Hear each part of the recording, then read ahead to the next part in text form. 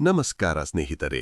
ಇಂದು ನಾವು second PUC ಇತಿಹಾಸದ ಬಹಳ ಮುಖ್ಯವಾದ 10 ಅಂಕಗಳ ಪ್ರಶ್ನೆ, ಬುದ್ಧನ ಜೀವನ ಮತ್ತು ಬೋಧನೆಗಳು. ಈ ವಿಡಿಯೋ ನೋಡಿದರೆ ಪರೀಕ್ಷೆಯಲ್ಲಿ ಪೂರ್ಣ 10 ಅಂಕಗಳು ಖಚಿತ. ಗೌತಮ ಬುದ್ಧನು ಕ್ರಿಪೂರ್ವ 563ರಲ್ಲಿ ಲುಂಬಿನಿಯಲ್ಲಿ ಜನಿಸಿದರು. ಅವರ ತಂದೆ ಶುದ್ಧೋಧನ, ತಾಯಿ ಮಾಯಾದೇವಿ. ಬಾಲ್ಯದಲ್ಲಿ ಅವರಿಗೆ ಸಿದ್ಧಾರ್ಥ ಎಂಬ ಹೆಸರಿತ್ತು.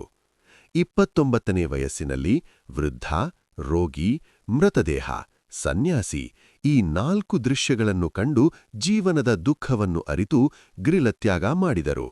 ಇದನ್ನು ಮಹಾಭಿನಿಷ್ಕ್ರಮಣ ಎನ್ನುತ್ತಾರೆ. ಬೋಧಗಯೆಯಲ್ಲಿ ಪೀಪಲ್ ಮರದ ಕೆಳಗೆ ಧ್ಯಾನ ಮಾಡಿ 35ನೇ ವಯಸ್ಸಿನಲ್ಲಿ ಬೋಧಿಜ್ಞಾನ ಪಡೆದರು. ಅಂದಿನಿಂದ ಅವರು ಬುದ್ಧ ಎಂದು ಕರೆಯಲ್ಪಟ್ಟರು.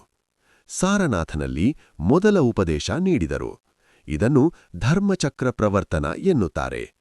ಕ್ರಿಪೂರ್ವ 483ರಲ್ಲಿ ಕುಶಿನಗರದಲ್ಲಿ ಮಹಾಪರಿನಿರ್ವಾಣ ಹೊಂದಿದರು. 4 ಆರ್ಯ ಸತ್ಯಗಳು. ಜೀವನ ದುಃಖಮಯ.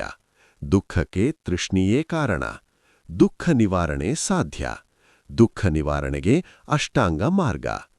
ಅಷ್ಟಾಂಗ ಮಾರ್ಗ: ಸಮ್ಯಕ್ ದೃಷ್ಟಿ, ಸಮ್ಯಕ್ ಸಂಕಲ್ಪ, ಸಮ್ಯಕ್ ವಾಣಿ, ಸಮ್ಯಕ್ ಕರ್ಮಾಂತ, ಸಮ್ಯಕ್ ಜೀವನ, ಸಮ್ಯಕ್ ಪ್ರಯತ್ನ, ಸಮ್ಯಕ್ ಸ್ಮೃತಿ, ಸಮ್ಯಕ್ ಸಮಾಧಿ. ಮಧ್ಯಮ ಮಾರ್ಗ: ಅತಿ ಸುಖ ಮತ್ತು ಅತಿ ತಪಸ್ಸು ಎರಡನ್ನೂ ತ್ಯಜಿಸಬೇಕು. ಅಹಿಂಸೆ ಮತ್ತು ಕರುಣೆ.